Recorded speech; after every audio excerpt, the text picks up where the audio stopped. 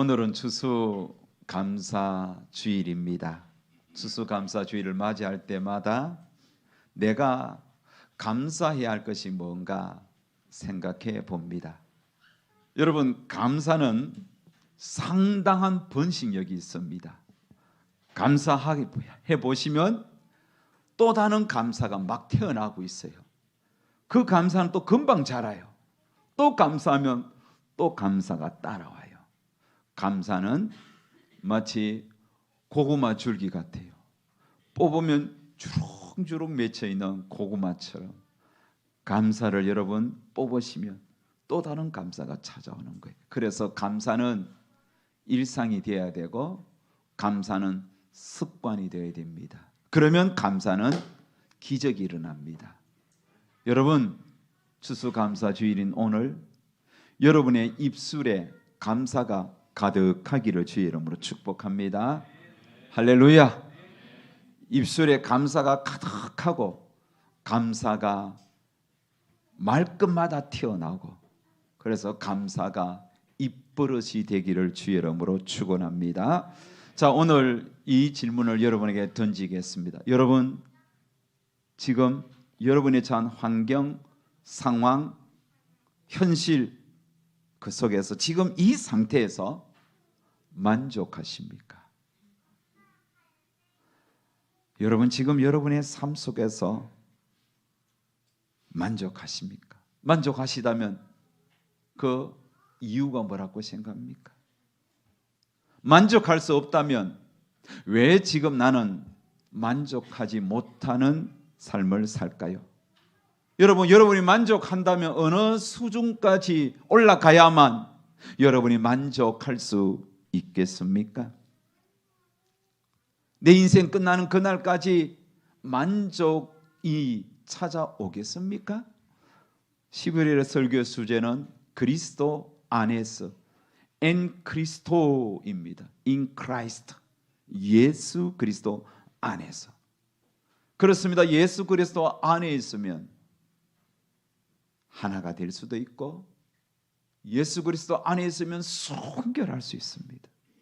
여러분, 순결하지 못한 것은 내 삶이 그리스도 밖에 있기 때문에 하나가 되지 못하는 것도 부부가 하나 되지 못하고 교회가 하나 되지 못한 것도 다 그리스도 밖에 있기 때문이에요.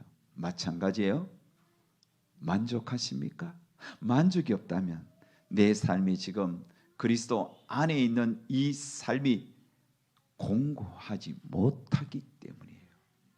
오히려 내 삶이 자꾸 그리스도 밖에서 만족을 찾으려고 했기 때문입니다.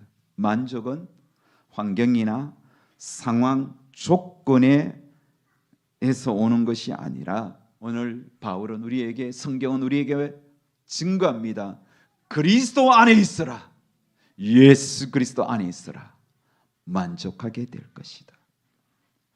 고린도서 7장은 당시 고린도 교회가 처한 환경, 또 오늘 우리가 처한 이 다양한 환경 속에서 어떻게 만족하며 살아가야 할지를 말씀해 주는 겁니다. 자, 고린도 교회 안에는 결혼의 상황이 다양합니다. 먼저 여러분 부부 관계를 봅니다. 부부 관계.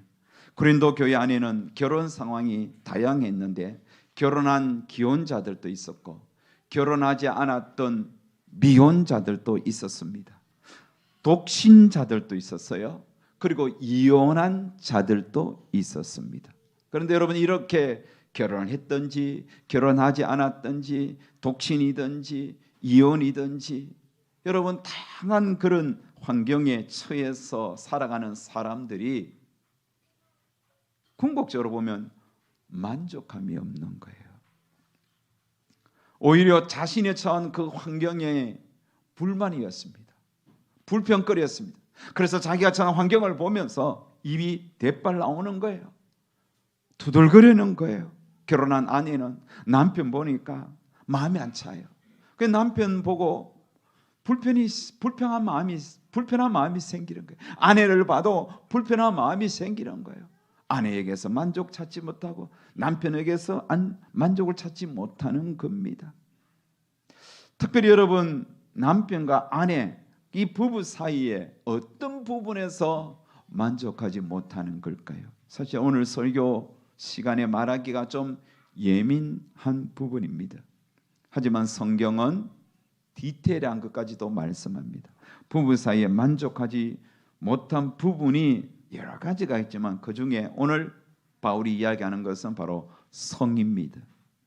성적 욕구는 인간의 본능입니다. 하지만 하나님은 그 본능마저도 그리스도 안에서 이루어지기를 원하십니다.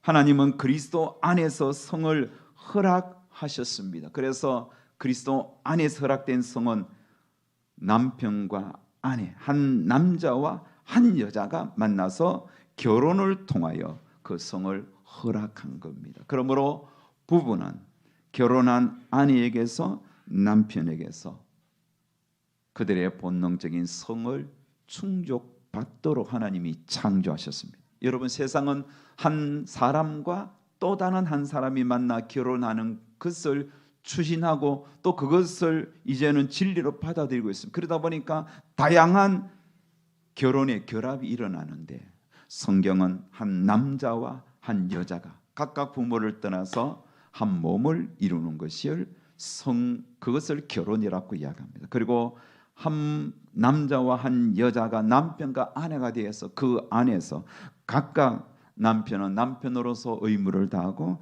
아내는 아내로서 의무를 다 하면서 그들에게 주신 가정의 아름다움을 이루어 갈 것을 말씀합니다. 3절 보십시다.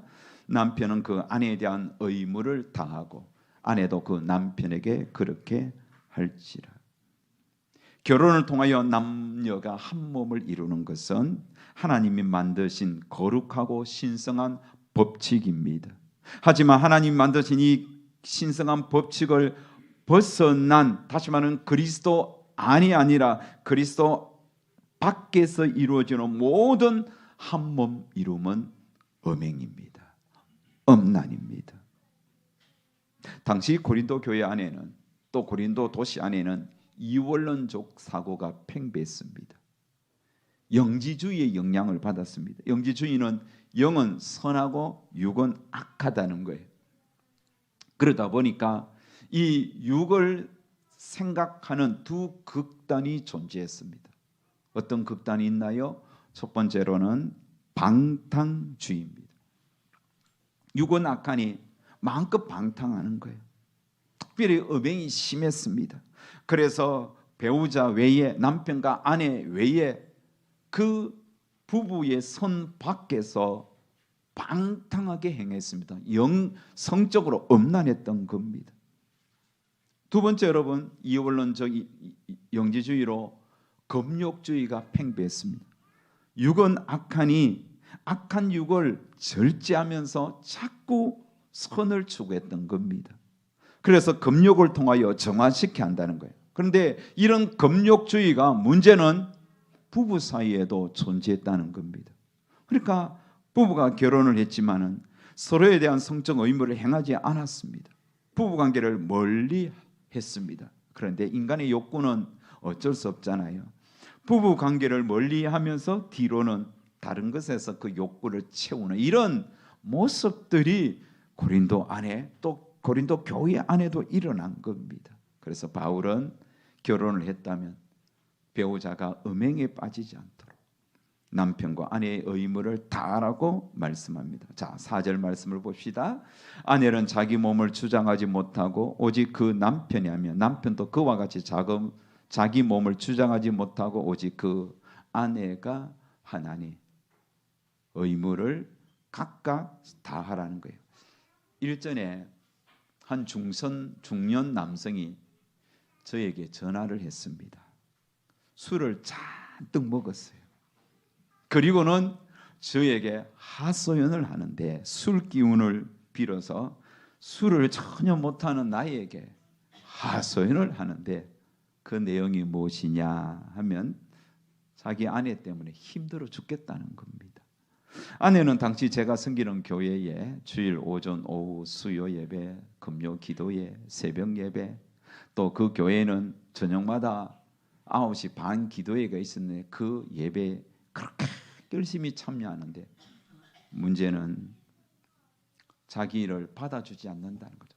남편인 자기와 잠자리를 거부한다는 거예요. 그러니 그 중년 남성이 술에 취해서 저에게 하는 말이, 목사님, 내가 바람 피울까요? 제가 성매매할까요? 그러면 안 되잖아요. 그러면서 막 자기의 불평을 쏟아놓는데 듣기가 참 민망하더라고요. 저는 그때 뭐 40대인데 제가 뭐 딱히 해줄 말이 없었습니다. 그냥 한 10여 분 들어주고 끊었던 기억이 생생합니다. 여러분, 이런 문제가 사실 오늘 현실의 문제입니다.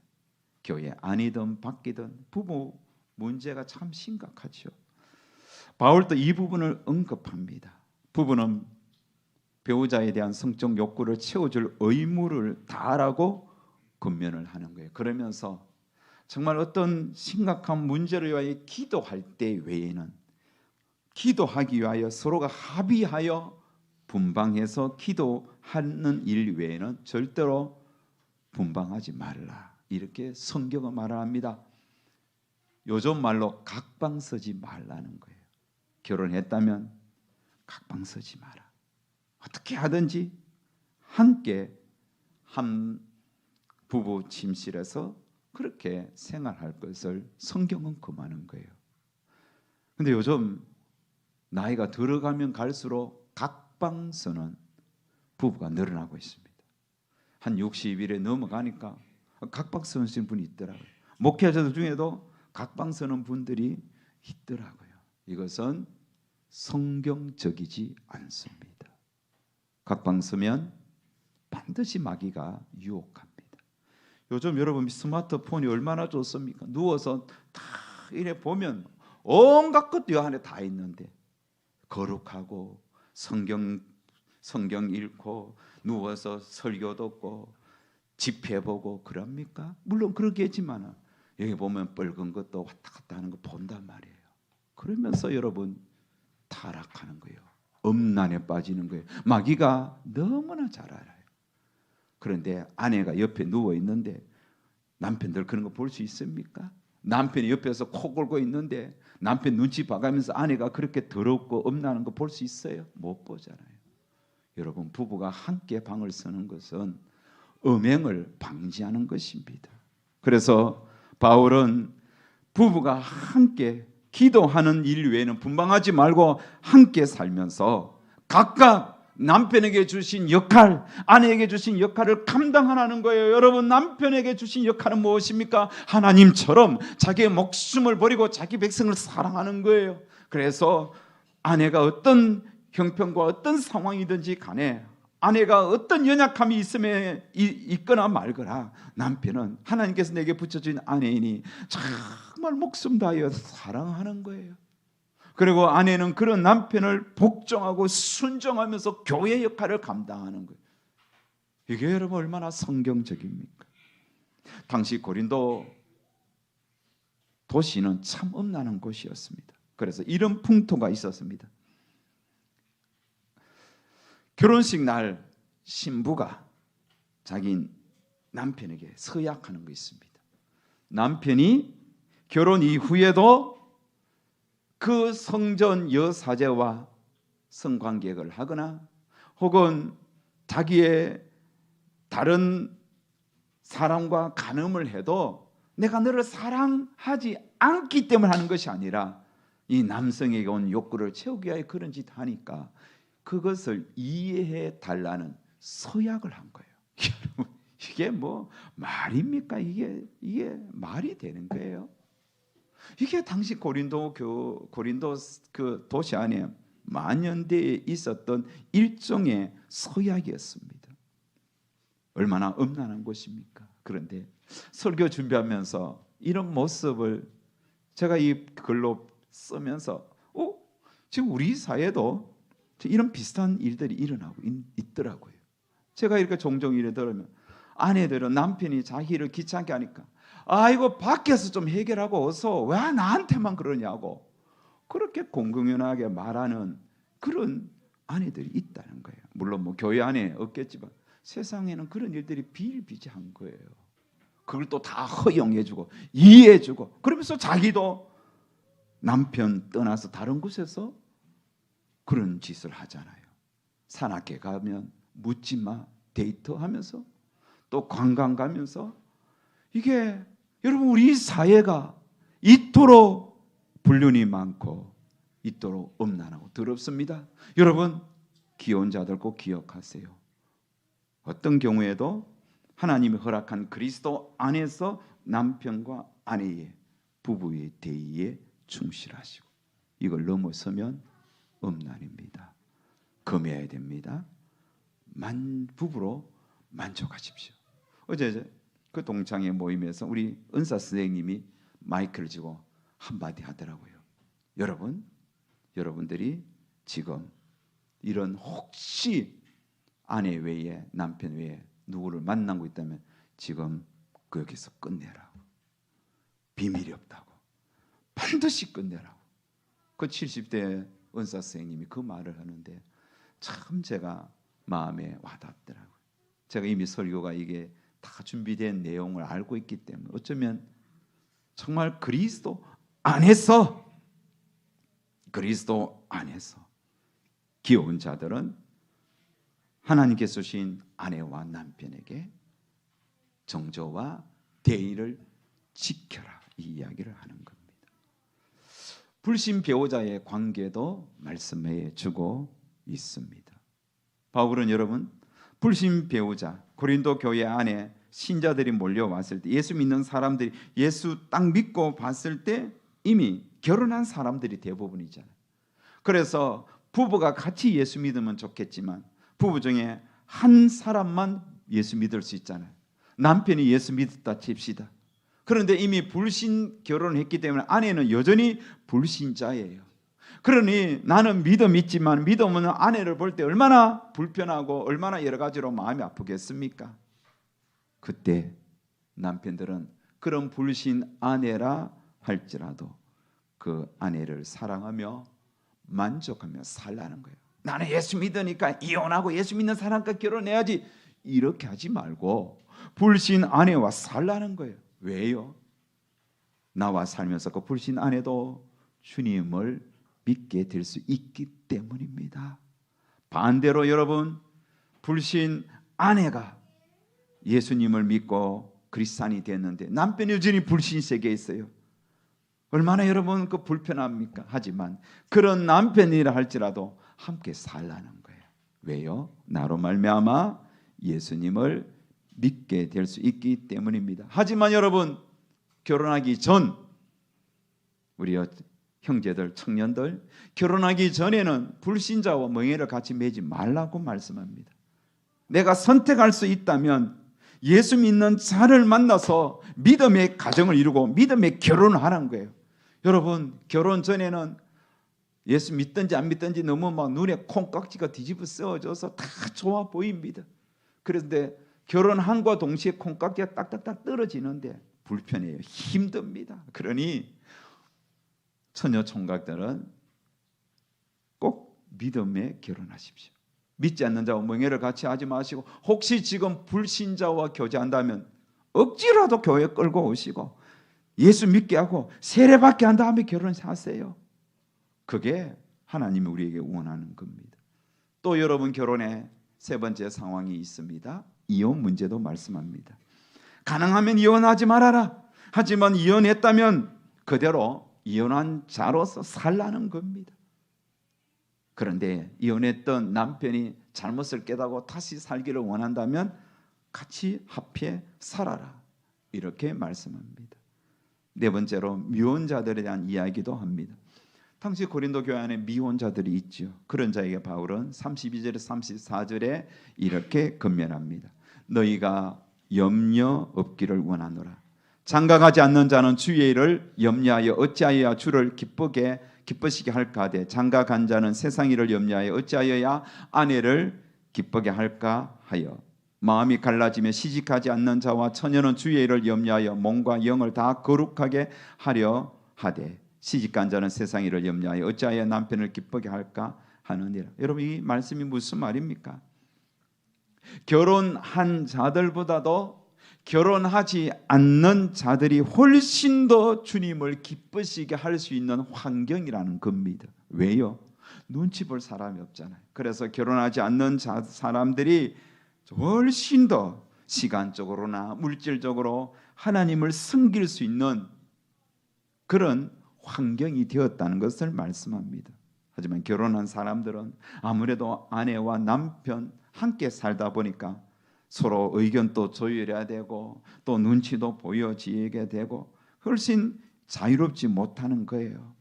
그래서 그러니 결혼하지 않는 자들은 결혼한 자들보다 훨씬 더 시간적으로나 물질적으로나 여유가 있으니 더 열심히 주님을 섬길 것을 권면하고 있습니다. 결혼하지 않아서 막 이렇게 저렇게 마음이 무겁고 불편하고 불평하고 누구 탓하고 그러지 말고 환경 탓하지 말고 지금 내게 주어진 삶에서 최선을 다하라는 겁니다. 자, 이렇게 결혼의 다양한 상황을 이야기했잖아요. 결혼한 경우, 결혼하지 않았던 경우, 또 독신인 경우, 또 이혼한 경우, 이런 다양한 상황 속에서도 결국 바울이 이야기하는 것은 어떤 결혼의 상황이든지 간에 불평과 원망하지 말고 만족하며 살라. 만족하라. 우리 가운데서도 다양한 경우가 있어요.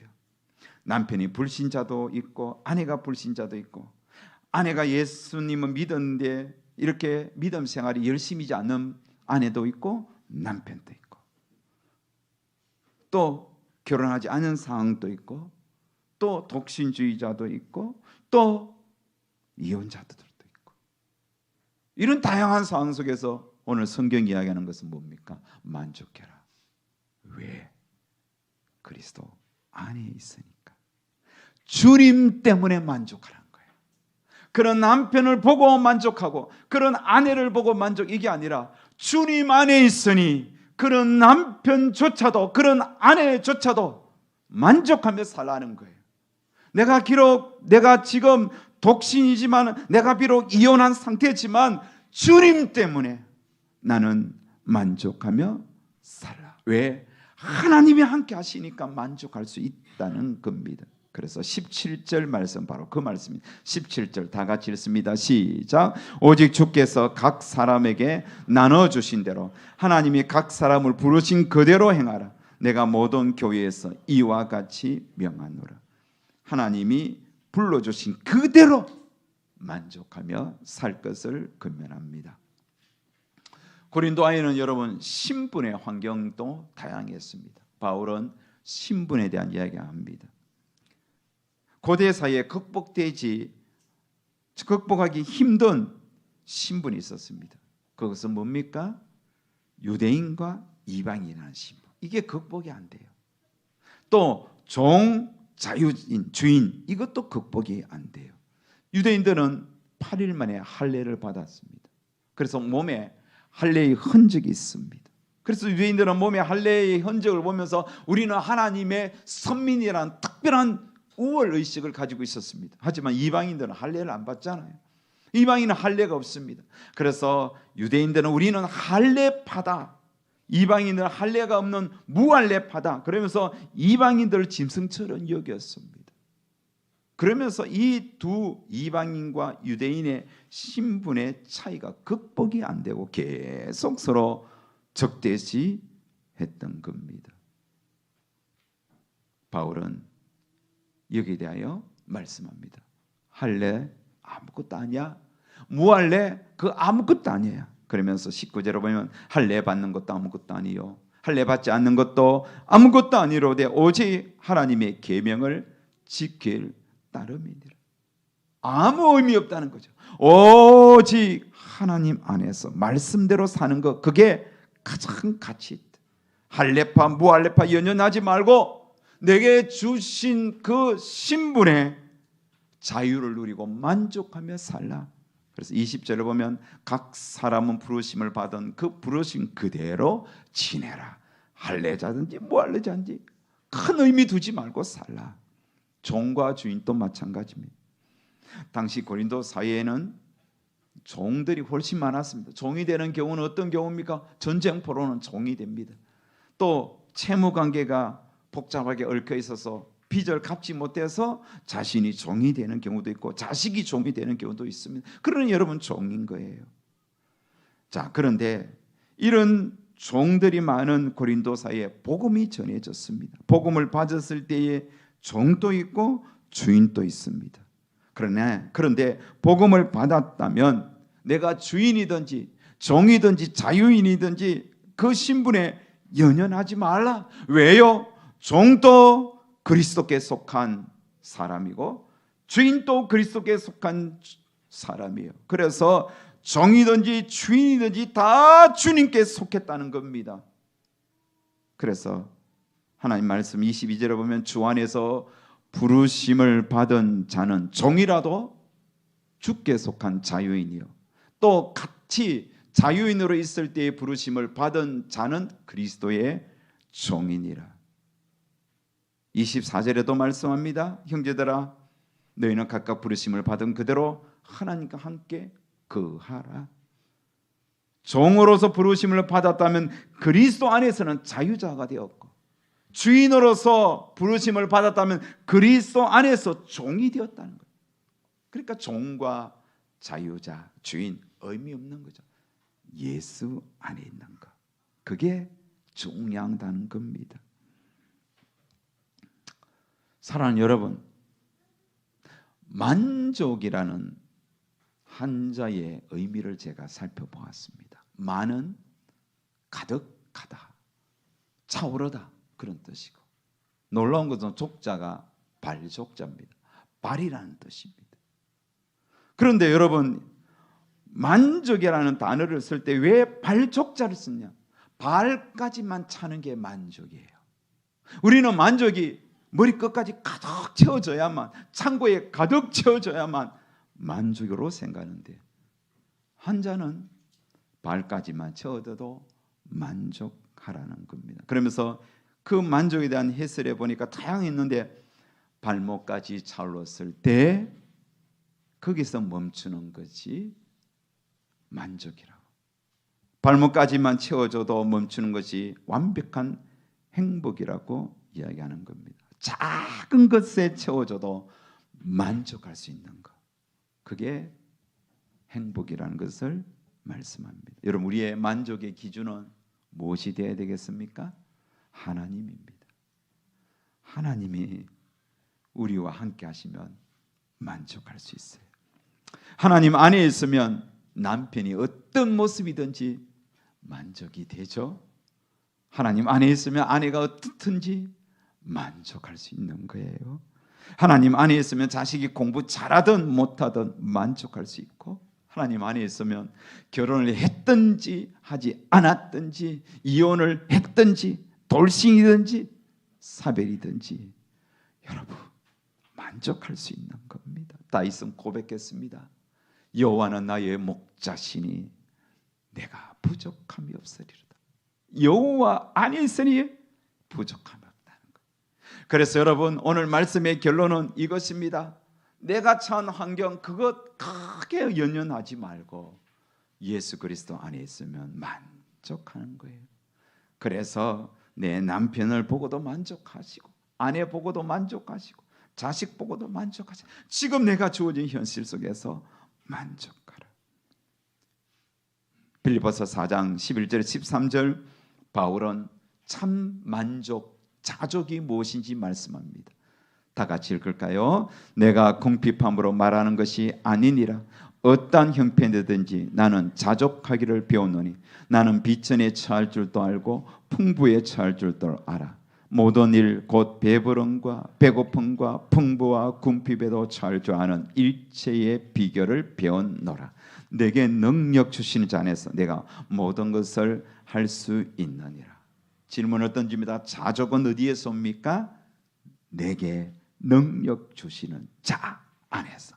내게 능력 주신 자는 그리스도이시잖아요. 그리스도 안에 있으면 만족하는 겁니다. 부하든지 가난하든지 그리스도 안에 있으면 만족. 합격하든지 불합격했든지 내 진로가 결정되었든지 아직 결정되지 않았든지 그리스도 안에 있으면 만족한 삶이 오는 겁니다. 말씀을 맺겠습니다. 사랑하는 여러분, 여러분에게 처한 환경 속에서 다시 질문드립니다. 만족하십니까? 주님 때문에 만족이 터져 나오기를 바랍니다. 만족할 때 감사가 나오는 거예요. 감사할 제목 찾지 마세요. 예수 안에 있으면 감사 제목이 막 찾아 나오는 겁니다. 다니엘 기도에 요즘 하는데 거기에 많은 간증자들이 설교하는 것을 간증하는 걸 듣는 어떤 분이 몸이 너무 아프고 정말 그 어떤 목사님 딸이 교통사고로 완전히 중환자실에 있을 때 그 목사님이 그 딸의 귀에 대고 그래도 감사 제목 찾아보라고. 그 딸이 화가 나더라고요. 이런 상황 속에서 무슨 감사냐고.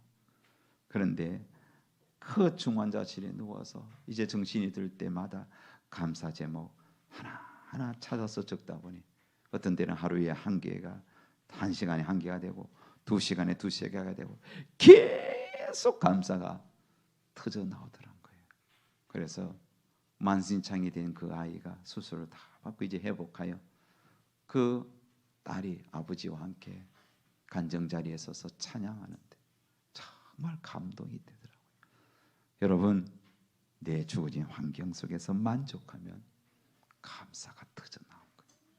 오늘 이런 은혜가 여러분에게 넘치기를 축복합니다.